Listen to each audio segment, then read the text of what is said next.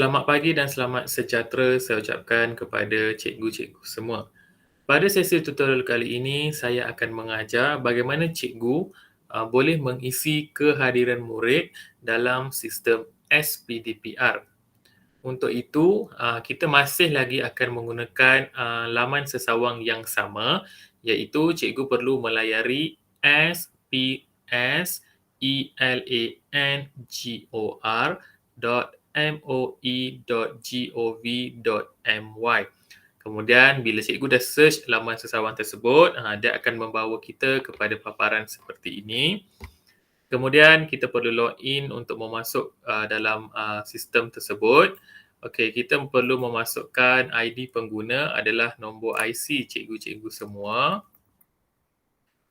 Kemudian password mengikut password yang cikgu adalah. Kemudian masukkan kod keselamatan. Kemudian dia akan membawa kita kepada paparan seperti yang cikgu boleh lihat ini. Okey, dekat sini dia akan ada dua pilihan pautan. Okey, pilihan yang pertama adalah sistem pelaporan PDPR. Sistem ini di mana kita ataupun cikgu-cikgu akan mengisi pelaporan guru. Okey, yang kita akan mengisi kehadiran murid adalah pada pautan yang kedua, iaitu pada sistem kehadiran murid PDPR. So, jadi cikgu perlu klik pada sistem kehadiran murid PDPR. Kemudian dia akan bawa kita kepada paparan seperti yang ini. So, jadi dekat sinilah cikgu semua perlu mengisi kehadiran murid. So, jadi contoh kalau hari Isnin, kalau cikgu hari Isnin ada 4 kelas yang cikgu kena ajar. So, jadi untuk keempat-empat kelas tersebut, cikgu perlu mengisi kehadiran murid dalam sistem ini. Okay, jadi bagaimana kita nak mengisi kehadiran murid untuk kelas kita? Okey, so jadi bila cikgu dah nampak paparan seperti ini, dekat sini akan ada 5 perkara yang cikgu perlu isi sebelum cikgu mengisi kehadiran murid. Okey, perkara pertama adalah peringkat sekolah. Cikgu perlu pilih peringkat menengah. Kemudian cikgu pilih mata pelajaran yang cikgu nak buat pengisian kehadiran. Okey, kemudian pilih tingkatan. Kemudian pilih nama kelas.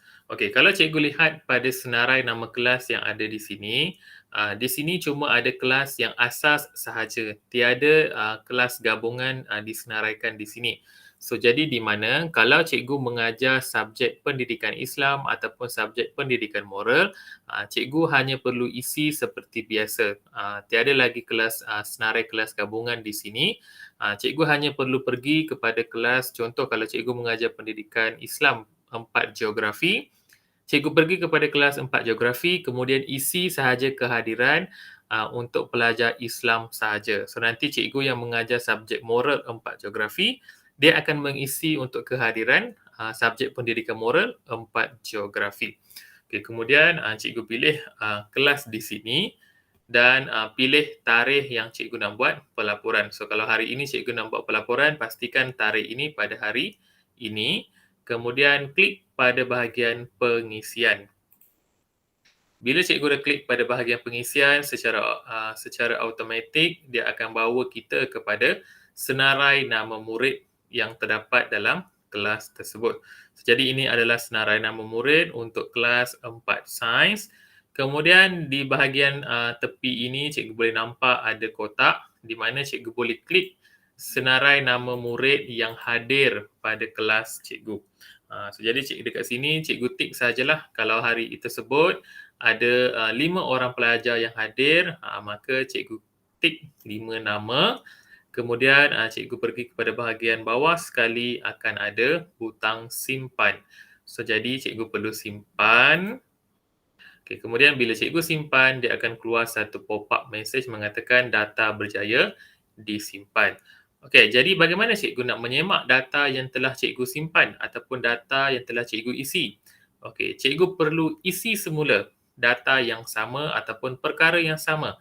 Contoh tadi saya isi untuk kelas 4 sains. So, jadi saya perlu masukkan semula semua maklumat yang sama. Semua maklumat yang sama yang saya nak semak tadi. So, jadi saya akan masukkan subjek Bahasa Melayu tingkatan 4, kelas 4 sains. kemudian tarikh hari ini saya akan lihat pada laporan. So, jadi bila cikgu klik pada laporan, dekat sini akan ada laporan kehadiran murid untuk subjek Bahasa Melayu tingkatan 4 Sains 30 hari bulan 7. So, jadi tadi saya ada klik 5 orang nama, maka dekat sini akan adalah senarai nama pelajar yang hadir. Okay, so ini adalah pelajar yang kita dah tik tadi dalam senarai tersebut. Andai katalah kalau ada penambahan yang berlaku kepada kehadiran. Contoh, cikgu dah isi kehadiran pada pukul 3 petang. Tiba-tiba ada pelajar isi kehadiran, bukan isi kehadiran ataupun dia menghantar tugasan lambat. Sebab student kita selalunya akan ada yang hantar lambat tugasan. So, jadi cikgu nak kemaskini kehadiran pelajar tersebut. So, jadi cikgu kena pergi balik kepada paparan yang sama, kemudian cikgu pilih menengah, kemudian pilih subjek yang cikgu nak buat pengemaskinian. Okey, cikgu pilih subjek, kemudian cikgu kena pilih tingkatan, kemudian tarikh yang cikgu nak buat pengemaskinian kehadiran pelajar tersebut, kemudian klik pada klik pada pengisian. Okey, kemudian cikgu pilihlah, tadi ada 5 orang kan, sekarang mungkin akan ada penambahan 2 orang pelajar. So, jadi saya klik 2 orang pelajar ataupun 3 orang pelajar, kemudian cikgu simpan sahaja. Okey, so jadi bila simpan, 3 data baru berjaya disimpan.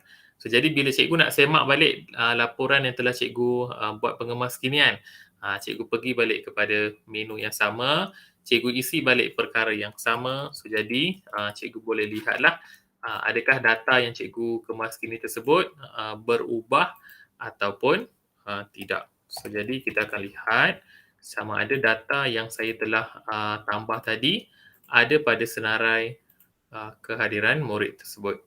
So, bila dah isi semua, kita klik pada laporan dan kalau lihat di sini, pada awalnya cuma ada 5 orang pelajar, tetapi apabila saya buat pengemaskinian akan ada 3 orang nama baru di sini. So, maksudnya data yang kita buat pengemaskinian itu berjaya disimpan.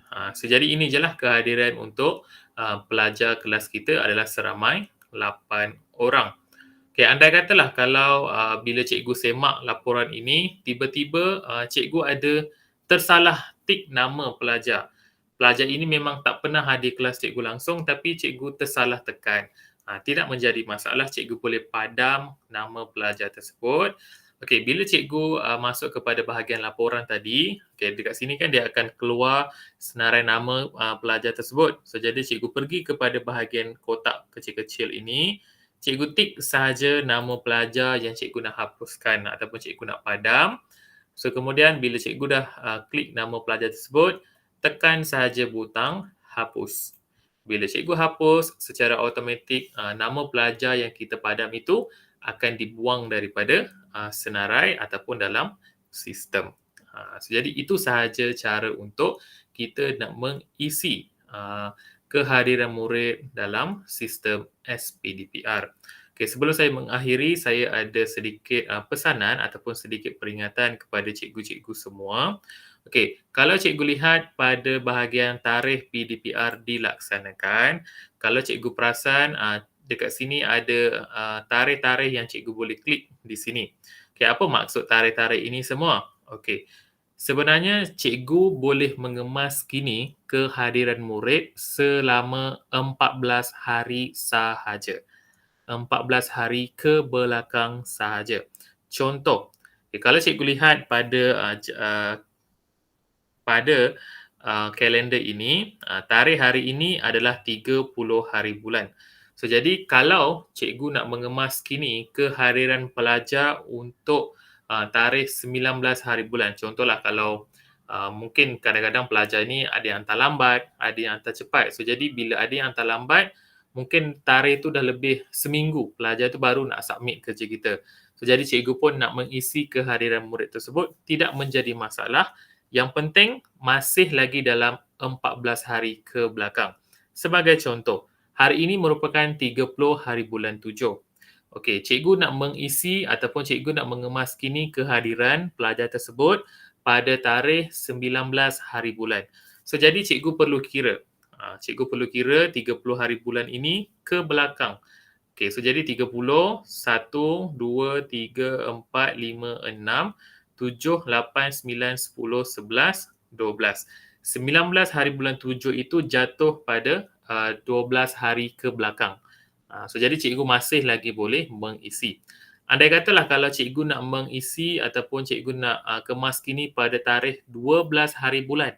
Okey, hari ini 30 hari bulan. So jadi cikgu kira daripada 30 hari bulan ini 14 hari ke belakang. So jadi 30, 1, 2, 3, 4, 5, 6, 7, 8, 9, 10, 11, 12, 13, 14, 15, 16, 17, 18, 19. So jadi bila cikgu tengok pada 12 hari bulan 7, dia sebenarnya dah 19 hari ke belakang. So jadi cikgu tidak boleh mengemas kini kehadiran pelajar pada 12 hari bulan tersebut.